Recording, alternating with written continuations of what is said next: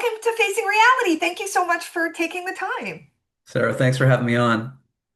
First, you're obviously a great chef, and I can see you're great at interior design as well. Well, this is like the only room in the house that I get to control all of the decor. So Oh, so I'm right. My instinct is right. It looks gorgeous. And thank what I'm you. finding quickly in this series is people who are drawn, pardon me, to participating on reality television are kind of artistic people at heart. Would you fall in that category? I mean, yes, but I think that my artistry was always kind of in the background. Maybe I was too bashful to let it come out, and it came out in the kitchen because you're kind of allowed to do that. And at work, I've been a marketer for over 20 years, so it comes out when you do advertising or when you're doing anything with, graphics or whatever. But a lot of the time we kind of say, "Oh, well, that's for the artist." I think since the show, one thing that it's taught me is that it's okay to say that, yeah, I'm artistic and I'm an artist and I'm creative and I want to show the world that. And I'm not saying it's better than anything else, but it is fun to just say, yeah, I like being creative. It's really cool. I love that. And yeah, it's interesting because there are certain like jobs and skills that for some reason people do kind of gatekeep a little bit more. Yes. Where I think those insecurities, because I'm the same way of like calling myself a writer or a photographer, things that I do and I have been doing for a long time. But there's like with those kind of creative industries, yeah, sometimes I feel like it's really hard to just say like, yes, I'm doing this. Well, I think the digital world has completely blurred that line between a pro and an amateur. And one of the things that I picked up after the show was photography as a hobby. And I'm totally obsessed with it now. And my other Instagram page, I just post photos that I've taken and edited. And the most uh, rewarding thing is when a pro photographer follows you and then makes a comment like, "Hey, that's a really great photo," and you just feel so seen. Literally, literally, that's all you need, right? And that's what it's about is that like recognition of the craft from other people. So that's why Yeah. MasterChef is so cool too, right? Because Uh-huh. not only are the judges at the top of their game and like Mary on a cake day, hello, that's like Yeah. her jam, right? So that must feel really cool. But then you also have all the competitors who are just so good. Did you get that feeling with MasterChef too? That kind of like, I'm doing it, I'm here. 100% because you come into the competition thinking that it's for you, you're gonna go to the end. It's a mercenary thing. It's about me, right? And when you get there, you realize, wait, actually, you guys are all nerds too. I'm in this nerdville, this artificial little bubble of food obsessed people.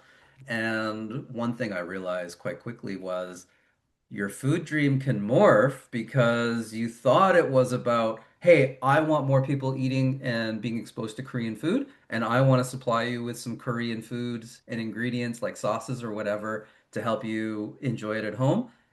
I then augmented that with actually, I want a community of people who are just into food, not just Korean food, not just French or Italian, but just food. And that's what I found.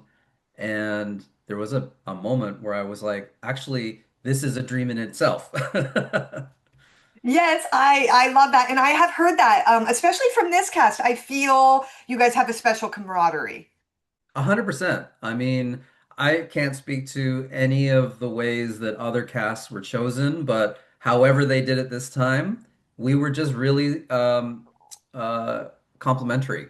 We really liked each other as people. We really respected each other's backgrounds. We loved how diverse we all were in terms of our cooking background.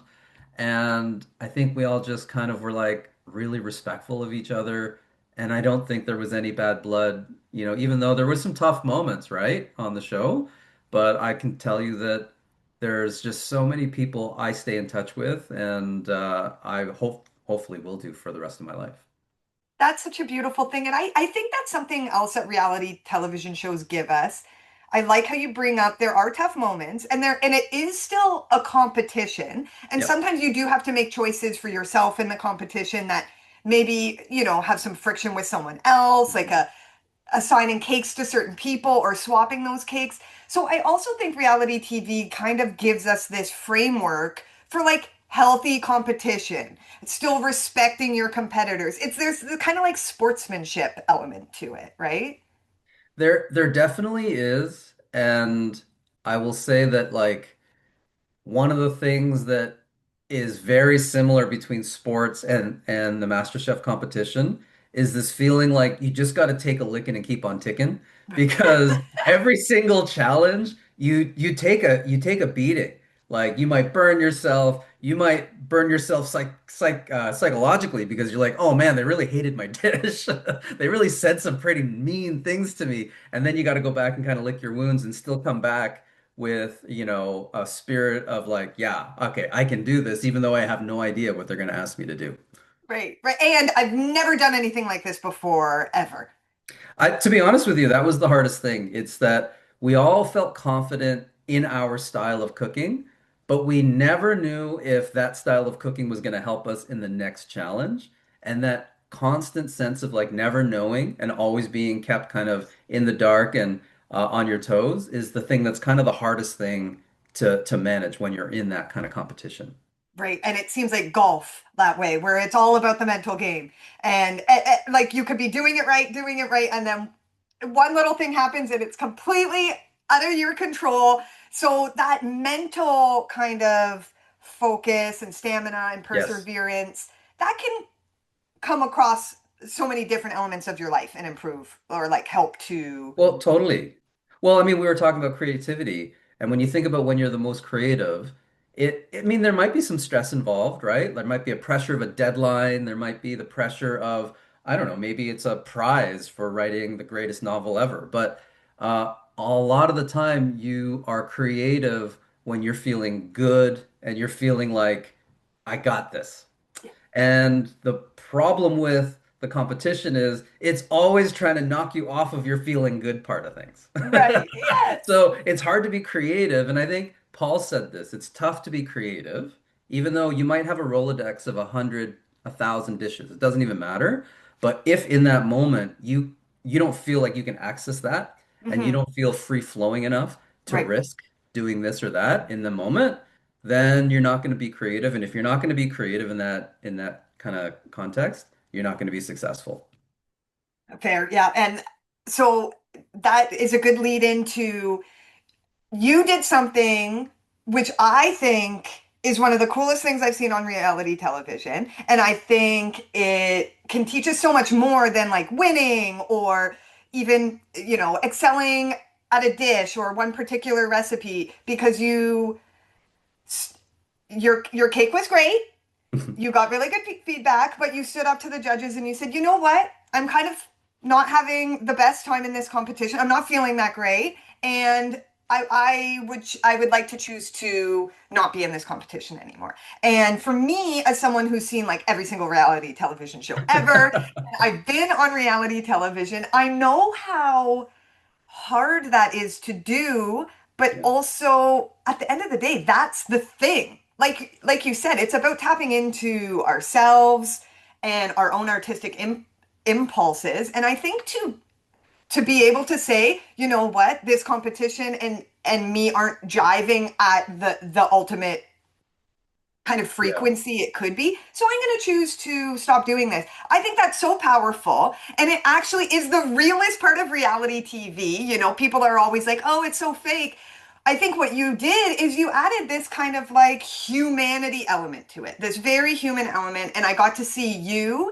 And I think a lot of other competitors might have just said, hey, let me just get through this week so my cake looks good. I get a little bit of ego. And then next week I'll leave. But you also did that, which shows like a ton of integrity. So there isn't Thank you. really a question there, just tons and tons of kudos and thank Thank you. you. And if you wanted to talk on that a little bit, I would love to hear your Sure. thoughts now that you've seen the episode and stuff. And do your friends and family think it as cool as I is? Because you looked so strong and confident, and I think it's inspirational, Well, personally. first of all, thank you so much for saying that. You know what? I've gotten a lot of comments along those lines, and I'm really happy to see that because one of the fears that you have when you do that, and the fear that I had that day doing it was I didn't want to be seen as a quote unquote quitter. Right. But, as you work the calculus in your head and you're saying, okay, I haven't been cooking well. Why? Well, maybe I'm gripping the stick too tight. I'm putting too much pressure on myself. Maybe there's some stuff I walked into the competition with from real life that are still kind of rolling their way through my head. And maybe it's also a bunch of other factors. That show does not let you sleep very well. That show really makes you work very long hours, even though we're cooking for an hour. There's a whole lot of other stuff, obviously, that goes into it. And so we're there for 12, 14 hours sometimes. And it's very physically, emotionally, and mentally demanding. So there were Mhm. all that stuff going on in the background. And then I was thinking also, if I did do that thing that you just said, which is, hey, I had a good enough cake to make it through, I wasn't going home that day. I Mhm. knew that much. Um, well, so what? Then I get to the next day and then I disappoint myself again, maybe. And do I go out that way? Or do I say, I have enough respect for the show? I have enough respect for these other competitors who have put their lives on hold to compete at this high level to say, you know what? I think you all should keep fighting. I think the show deserves the best home cooks to stay in the competition. And right now, because I feel like I'm in a mental state where I need to call a timeout, that you all should keep going. I had a great cake. I still have something that I can have a story about for the rest of my life because not everybody who enters the MasterChef kitchen even gets to the cake round and much less survives that round. And so I just thought to myself in that moment, this would be a really nice, elegant way for me to kind of tick all of the boxes, take care of myself, put myself first, which, you know what? I'm not ashamed to say that, and I don't think I'm unusual, that I haven't always done that. You usually have to push through the pain, push Mhm. through the agony, push through the whatever the thing is that's keeping you up at night. And this time I just said, you know what? No, this is supposed to be fun. And it had stopped being fun at that point for me. And I said, let it be fun for the people who it's fun for. And so that's what I did. And I have no regrets about that at all. And, for anyone wondering how I'm doing great. That was a while ago. I watched it last night again. It brought back all those memories, but I'm in a different place now. I'm feeling great. I'm feeling positive. And the other thing is, with all of these really nice things being said, yourself included, and I thank you for that again, I think it shines light on the fact that it probably doesn't happen as much as it should. Mhm. If I can even positively influence one person who's on the fence about making a decision in their life and they get to choose themselves instead of whatever the sacrifice is, go ahead and do that. It's not the end of the world. Just choose yourself. It's beautiful, and elegant is the exact word for that. And that's what enlightenment is. Like, that's what we're all trying to get to. So I think it's the most beautiful exhibition of that. And also my goal with this series and talking about reality TV more is to kind of like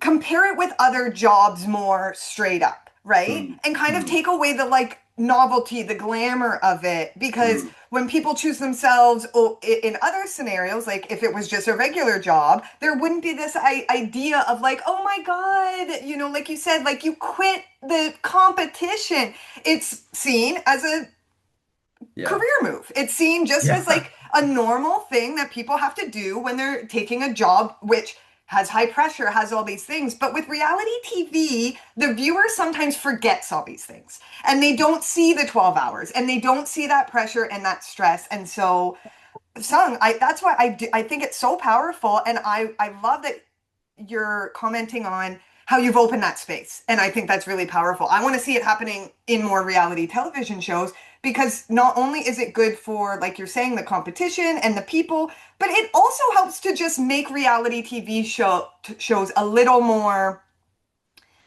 authentically and Totally.